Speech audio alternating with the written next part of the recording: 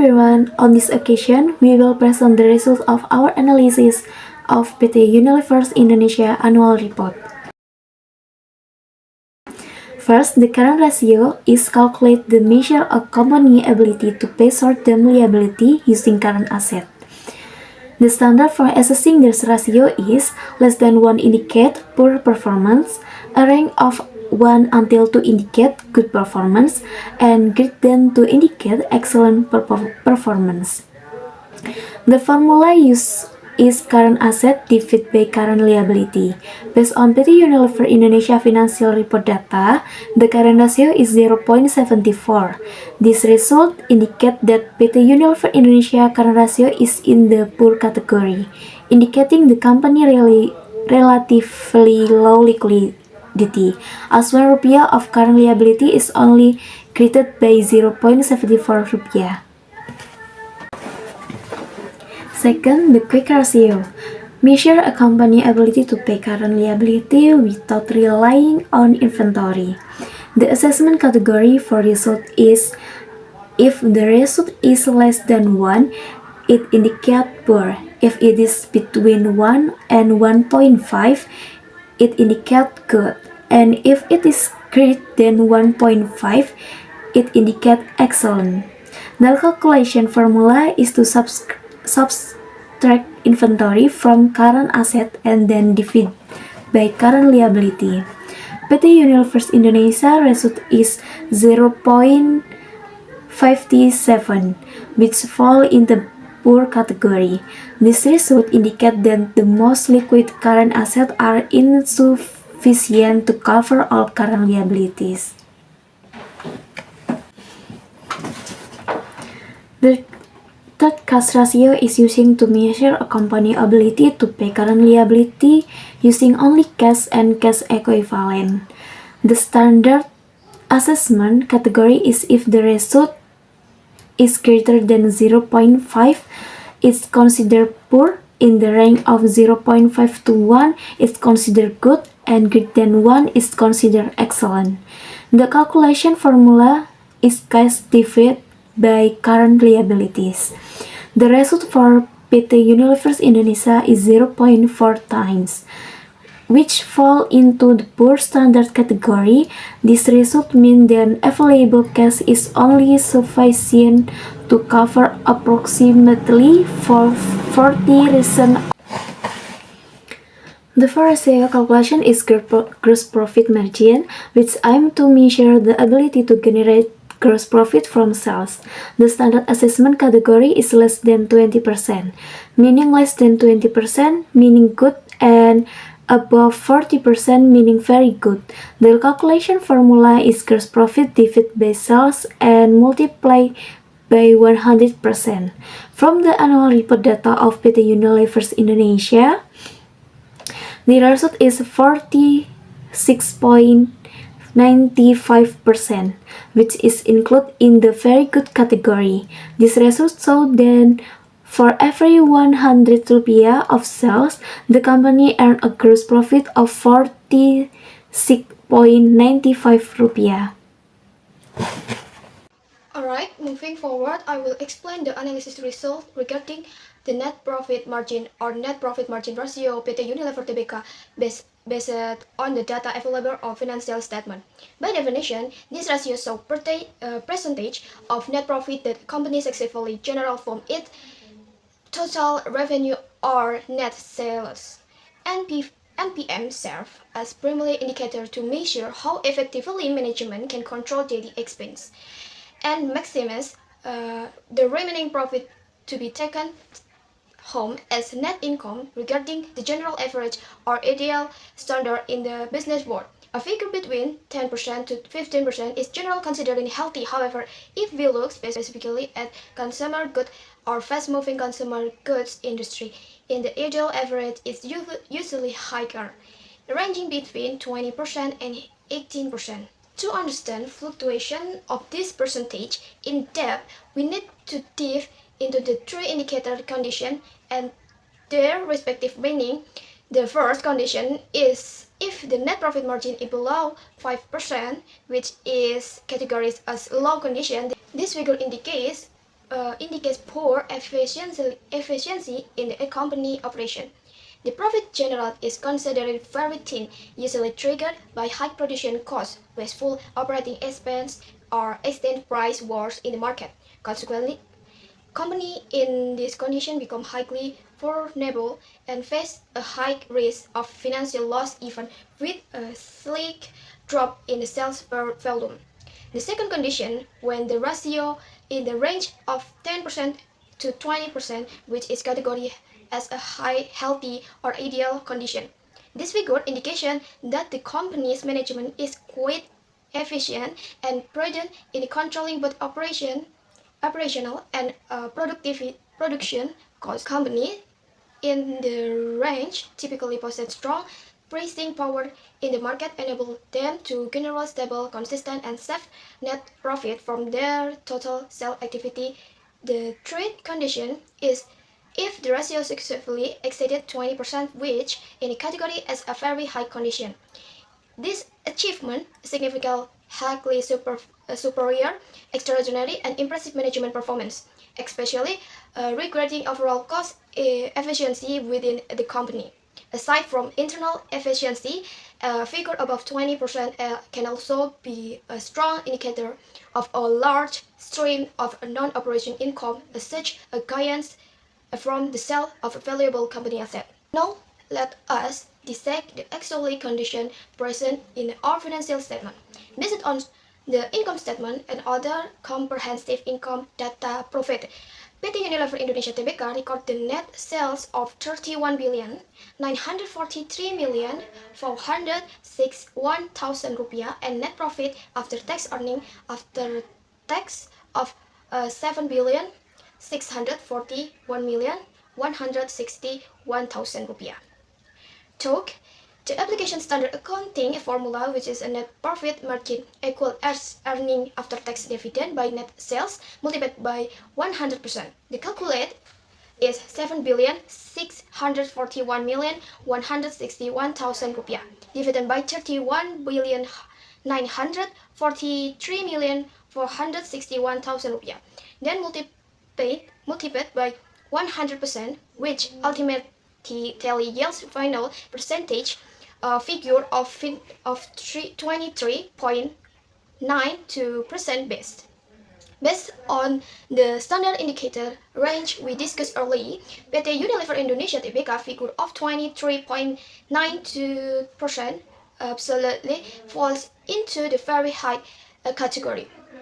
From the percentage, it means that in real terms, for every 100,000 rupiah of revenue the companies receive from product sales management successfully looks in the real net profit of 23,920 rupiah.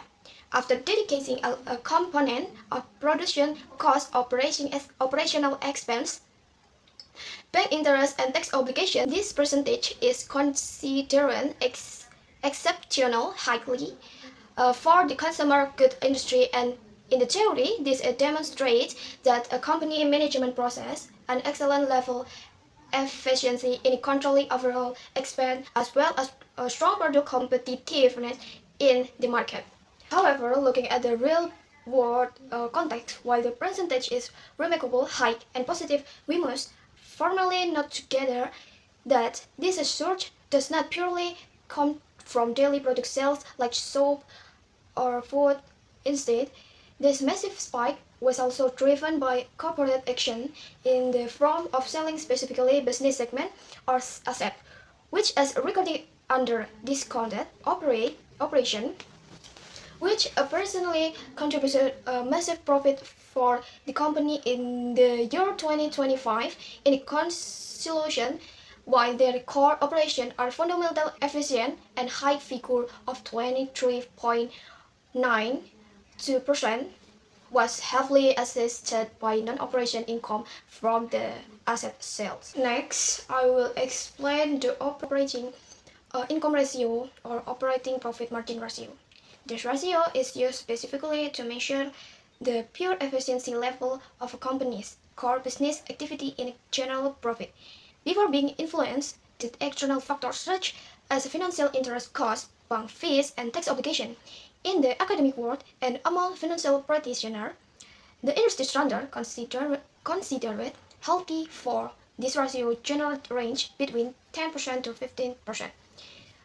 To provide a comprehensive overview of operating performance, we can break down the fluctuation of the percentage into three indicator conditions and three respective meaning. The first condition is the operating income ratio is below 10%, which is categorized as low condition. This figure indicates that the core business operating of the company are less robust or less efficient.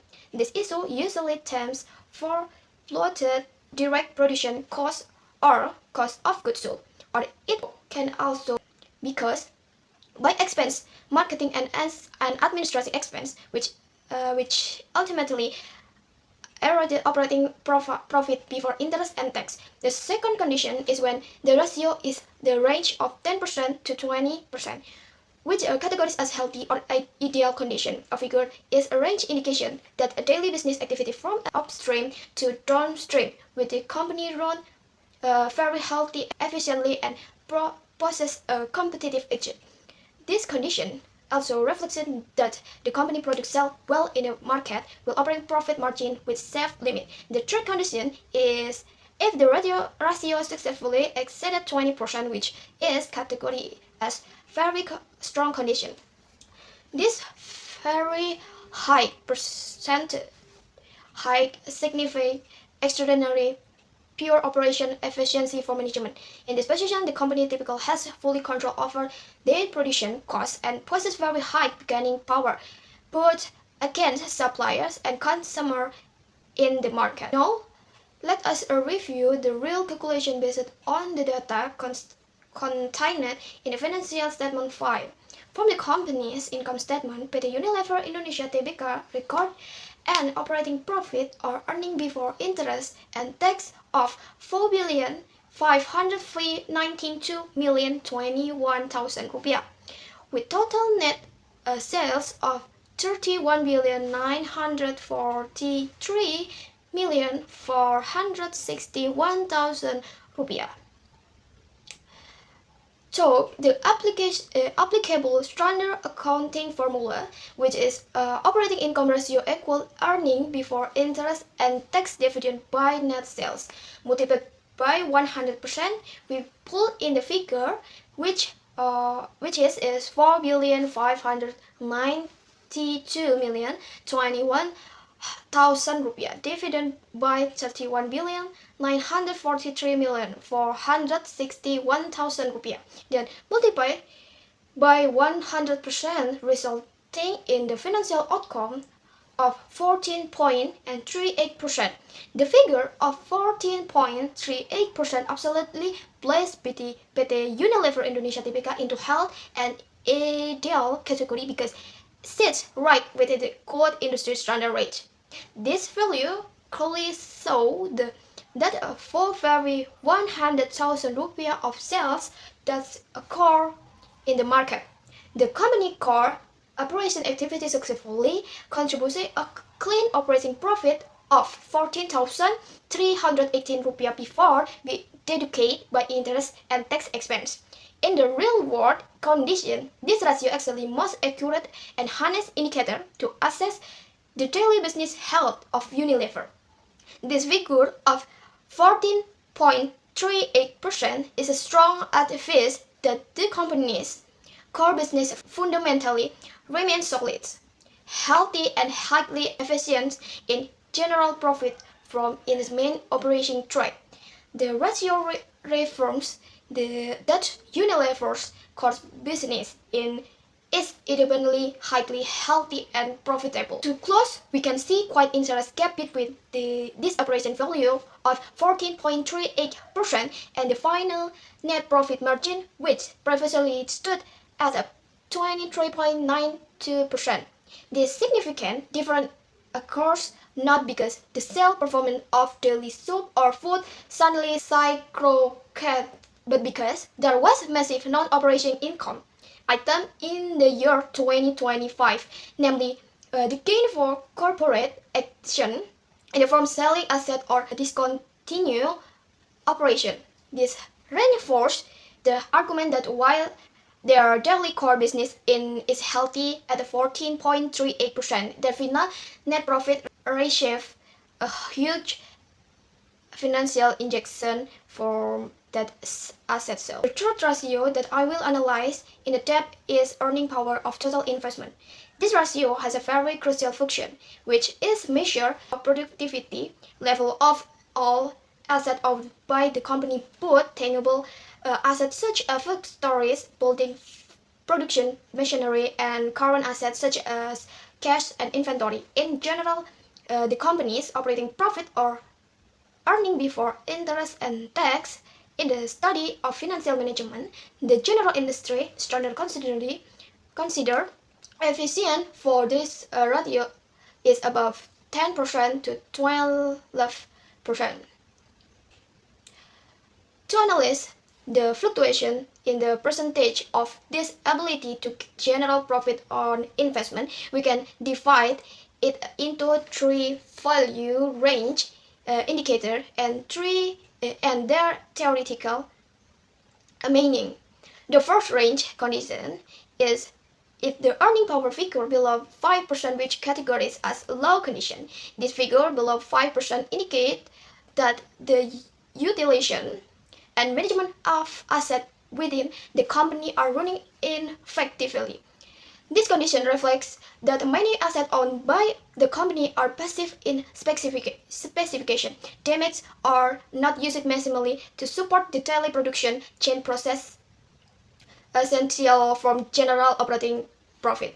The second range condition is when the ratio figure is in the range of 10% to 15%, which is a category as good or standard condition.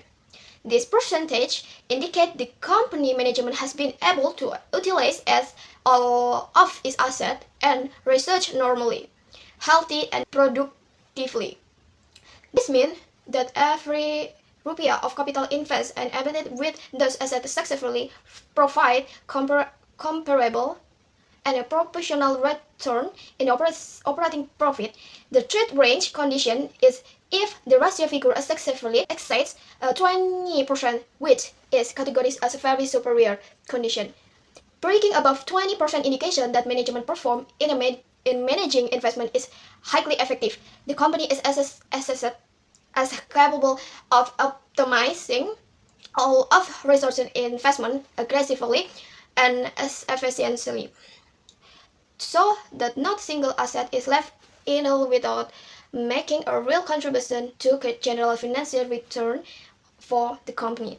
Now, let us discuss together the real condition of this ratio based on the actual financial data contained in the financial statement file.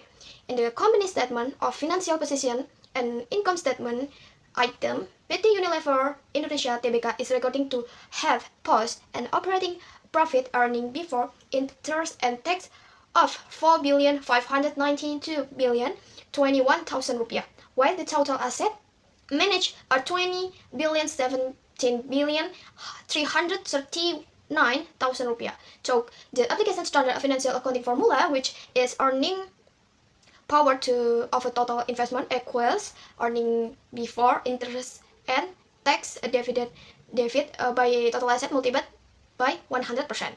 The division of 4,592,021,000 rupiah by 20,070,339,000 rupiah, which is then multiplied by 100%, will yield a final percentage value of 23.93%.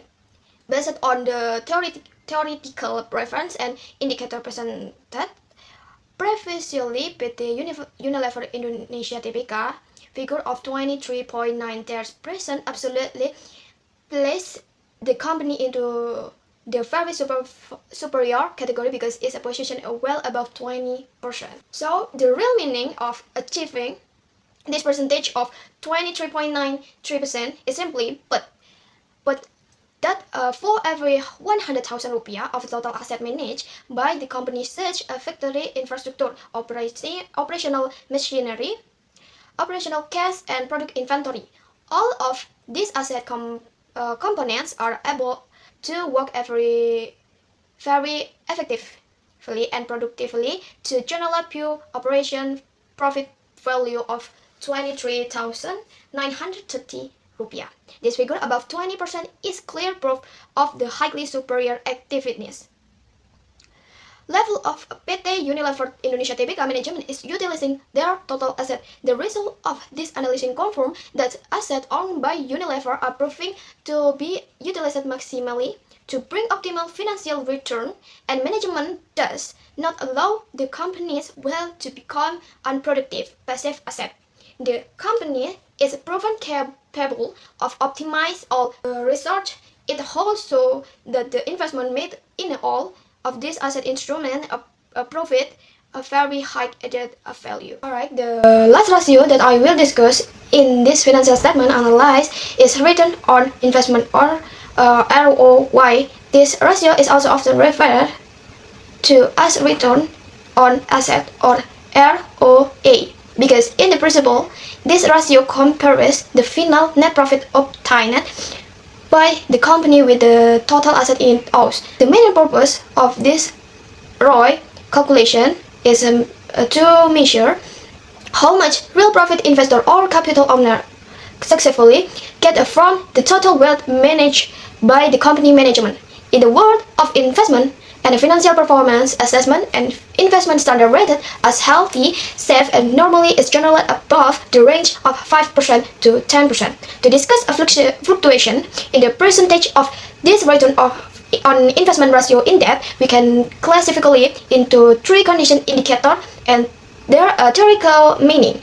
The first condition, if the ROI or ROI figure is below 5%, which category as low condition. This figure below 5% indicate a rate of return on investment that are running very slowly and predictably or less profitable for investor. This condition reflects that the final net profit successfully generated by the company is too small and disproportion when faced with a large amount of capital asset value at stake in a business operate. This second condition is when the ROI figure is in the range 5% to 15%, which is category as a good or ideal condition. Percentage in this range indicate that the capital investment in the company is running very profitable, healthy, and stably. This figure is proving that management has successfully converted the utilization of all existing assets into the net profit that is ready to be distributed to shareholder and in the form dividend constantly. The third condition is if the ROI figure successfully jump high to be above 20%, which is category as a very impressive condition. This achievement above a 20% indicate that the investment is highly profitable. The company assessed capable of general maximum and extraordinary financial added value for investor and capital owner in the final outcome of its financial reporting. Now, let us dissect together the real condition of this return on investment ratio based on the actual data contained in the financial statement file. Based on the income statement and statement of financial position items, PT Unilever Indonesia Tbk record at net profit after tax of earning after tax of 7,641,161,000 rupiah, while the total asset managed were recorded at 20,017,339,000 rupiah. Third, the applicable standard accounting formula, which is return on investment equals earning after tax dividend by total asset multiplied by 100%. Then the division of the net profit figure of 7,641,161,000 rupiah by the total asset of 20,070,339,000 rupiah, which is then multiplied by 100%, will yield a very high final percentage value of 38.17%. Based on the standard value range reference we discussed early, PT Unilever Indonesia Tbk figure of 38.17% absolutely falls into the very impressive category, and this position is far above the general industry average. The achievement value of 38.17% indicate a very positive financial reality. Simply put, this percentage meaning that for every 100,000 rupiah of the total asset or wealthy investment managed by PT Unilever Tbk Indonesia, the company's management tremendously succeed in the converting it into profit or net income, ready to distribute to shareholders of 38,117 rupiah. This figure of 38.17% is a highly superior achievement and sits far above average of similar industries. They clearly reflect that the investment embedded in the company is very safe and profitable. Through this result, we can draw critical financial conclusion that PT Unilever Indonesia Tbk is not only productive at the pure operational level, as we have seen previously in the earning power ratio, but the company's management is also proven to be highly effective, sharp, and smart in generating maximum financial added value for investor and capital owners in the final outcome of its net profit. Next, I will discuss return on equity, commonly known as ROI. Return on equity is a profitability ratio that measures how effectively a company utilizes shareholders' equity to generate profit. This ratio is considered one of the most important indicators of financial performance because it directly reflects the return earned by shareholders on the capital they have invested in the company.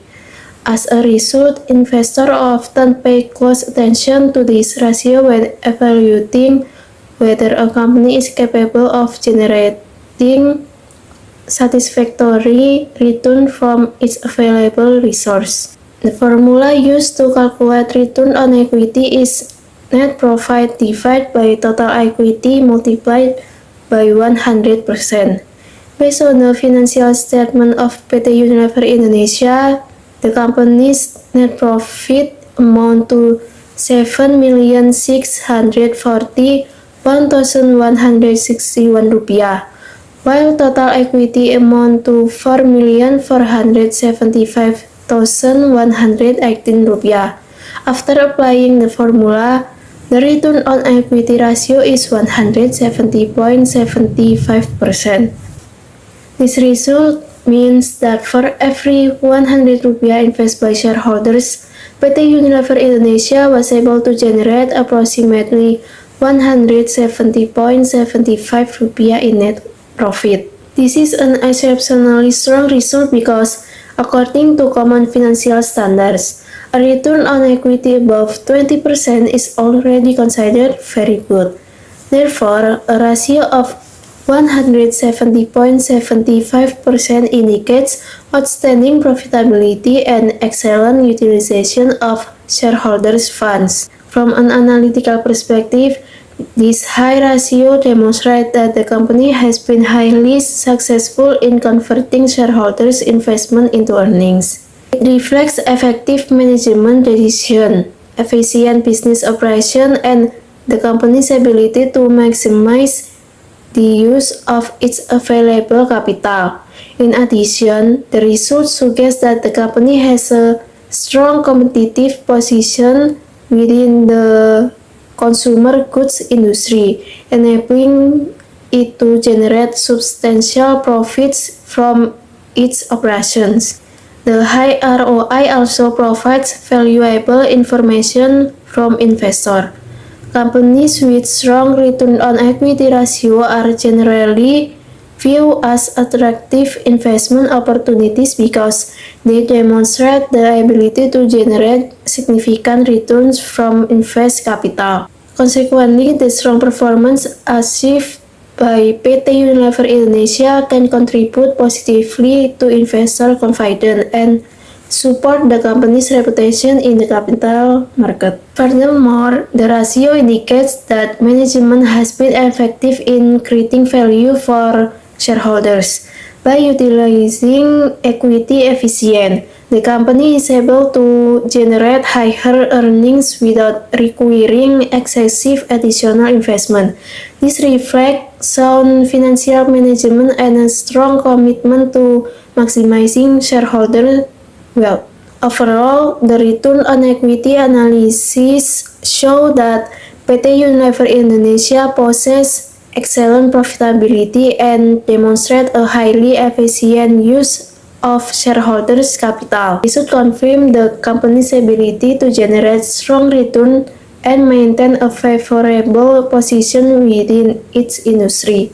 Moving on to the next ratio, I will discuss return on net worth. Return on net worth is a profitability ratio that measures the company's ability to generate earnings from its net worth or shareholders' funds. Since net worth represents the owner's investment in the business, this ratio is useful for evaluating how effectively management utilizes the capital provided by shareholders to produce profits. The formula used to calculate return on net worth is net profit divided by net worth multiplied by 100%. Based on the financial data of PT Unilever Indonesia, net profit amount to Rp7.641.161, while net worth amount to Rp4.470.118. The calculation result in a return on net worth ratio of 170.75%. This means that every 100 rupiah of shareholders' funds generate approximately 170.75 rupiah in profit. Such a result reflects outstanding financial performance and indicates that the company has been highly effective in utilizing its capital resource. A return on net worth of 170.75% is significantly above the level generally considered satisfactory in financial analysis. This suggests that the company has been successful in transforming invest capital into substantial earning. It also demonstrates the management has effectively managed the resource and trust by shareholders and has maximized the productivity of available funds. Another important implication of this ratio is its connection to shareholders' value. Investors expect the capital they invest in a company to generate attractive returns. The strong return on net worth achieved by PT Unilever Indonesia indicates that the company has successfully met this expectation by producing a high level of profitability from shareholders' investment. This also reflects the company's ability to remain profitable despite operating in a highly competitive consumer goods market. Competition within this industry is intense, requiring companies to continuously improve product quality, strengthen brand recognition, and maintain operational efficiency. The high ratio suggests that PT Unilever Indonesia has been successful in addressing this challenge while maintaining strong financial performance. In addition, strong profitability provides the company with greater financial flexibility. Higher earnings can be reinvested into business development, product innovation, marketing activities, technological improvement, and future expansion projects. As a result, the company can continue growing while maintaining its competitive advantage in the market. In conclusion, the return on net worth analysis demonstrates that PT Unilever Indonesia has effectively utilized shareholders' funds to generate substantial profits. The exceptionally high ratio reflects strong profitability, efficient management, and the company's ability to create value for its investor while supporting long-term business growth. Now I will move on to receivable turnover. Receivable turnover is an activity ratio that measures how effectively a company collects payments from customers who purchase goods on credit. Efficient collection of receivable is essential because accounts receivable represent cash that has not yet been received. Delays in collection can affect liquidity and limit a company's ability to finance daily operation. The formula for receivable turnover is revenue divided by average accounts receivable. Based on the available data, revenue amount to 31,943,461 rupiah, while average account receivable amount to 1,779,313 rupiah. Resulting receivable turnover ratio is approximately 70.95 times per year. This means that PT Unilever Indonesia collects and converts in receivable into cash nearly 18 times during 1 year. The result demonstrates highly efficient receivable management. For a company operating on a large scale, maintaining strong receivable turnover is important because it ensures a steady flow of cash into the business. The ratio showcases that PT Unilever Indonesia has effective credit policies and strong collection procedures.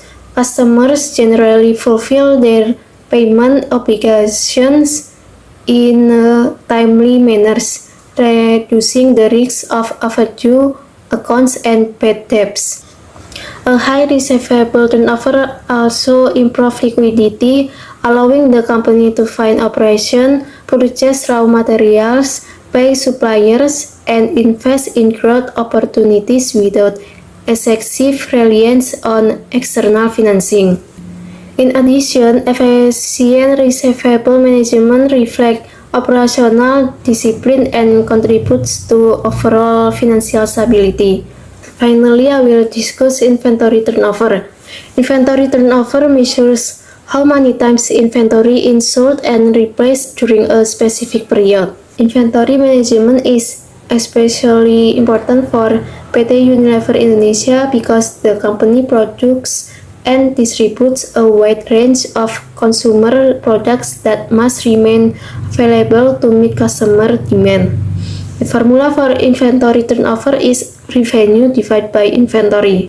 Based on the financial statement, revenue amount to 31,943,461 rupiah, while inventory amount to 2,453,106 rupiah. The resulting inventory turnover ratio is approximately 13.02 times per year. This means that inventory is sold and replenished approximately 13 times during 1 year. This result indicates effective inventory management and strong sales performance. For a consumer good company such as PT Unilever Indonesia, maintaining efficient inventory turnover is critical because products must move quickly through distribution channels to ensure freshness, customer satisfaction, and operational efficiency. A turnover ratio of 13.02 times suggests that the company's successful balance inventory availability with customer demand. The result also indicates that products are not sitting in a warehouse for extended periods. Instead, inventory is being converted into sales efficiently, helping the company generate revenue and maintain healthy cash flow. Furthermore, efficient inventory management reduces storage costs, minimize the risk of obsolete products, and improves overall operational performance. These findings demonstrate that PT Unilever Indonesia not only performs strongly in terms of profitability but also manages its operational activities effectively. 1. Fixed asset turnover. Purpose: ensure the effectiveness of using fixed asset to generate sales. Formula and calculation: formula: sales divided by fixed asset times 100%. assessment standards, less than 1 poor, 1 to 3 good, 3 excellent. Analysis of company result. 2. Total asset turnover. Purpose. Total asset turnover is used to measure how effectively all of a company assets are utilized to generate sales. This ratio indicates management ability to use all company records to create revenue. Formula: sales divided by asset multiplied by 100%. Assessment standard: less than 1 poor, 1 to 2 good, 2 excellent. Analysis of the company result. A result of 1.60 times indicates the every IDR one of assets owned by the company generates IDR 1.60 in sales during the year. The ratio falls into the good category because it is within the rates of 1 to 2 times. This shows that PT Unilever Indonesia (Tbk) has been fairly effective in utilizing all of its assets to generate sales, although it has not yet reached the excellent category. The company has been able to use its assets efficiently to support its operations and sales activities. 3. Average collection period.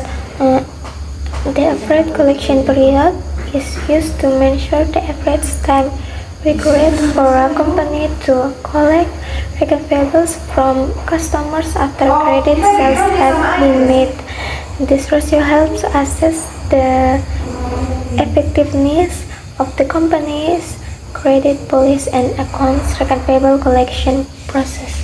Formula and calculation of formula: accounts receivable multiplied by 365 divided by sales multiplied by 100%. Assets assessment standard: 60 days poor, 30 to 60 days good, less 30 days excellent. Analysis the company result. A result of 20.33 days means that on average the company takes about 20 days to convert receivables into cash. This ratio falls into the excellent category because it is below 30 days.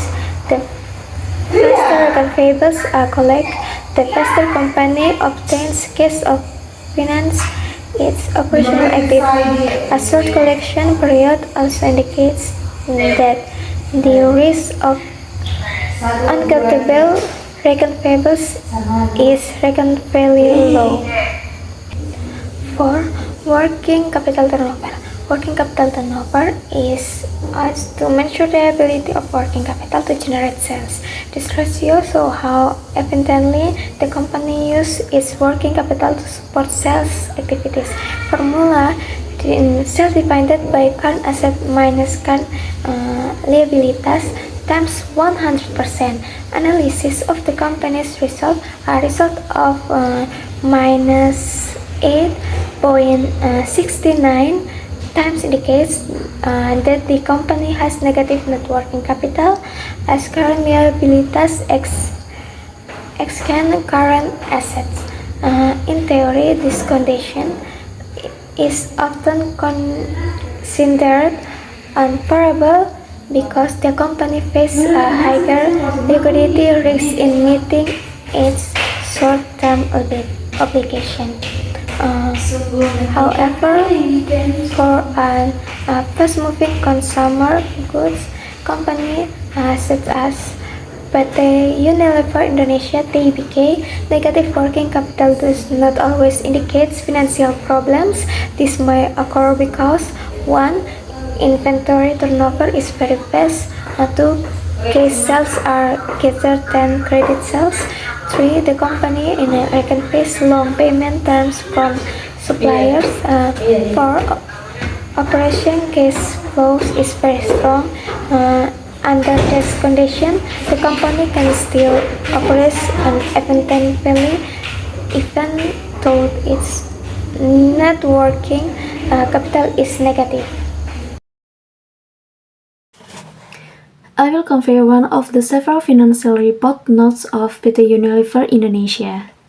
Based of preparation of the financial statement are prepared on the accrual basis using the historical cost concept, except where the accounting standard require fair value measurement.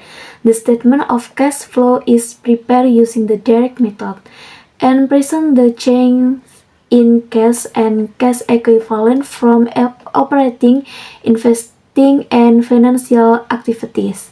The reporting currency used the financial statement is rupiah, which is the company functional currency. Figure in the financial statement are round to and present in millions of rupiah, unless other.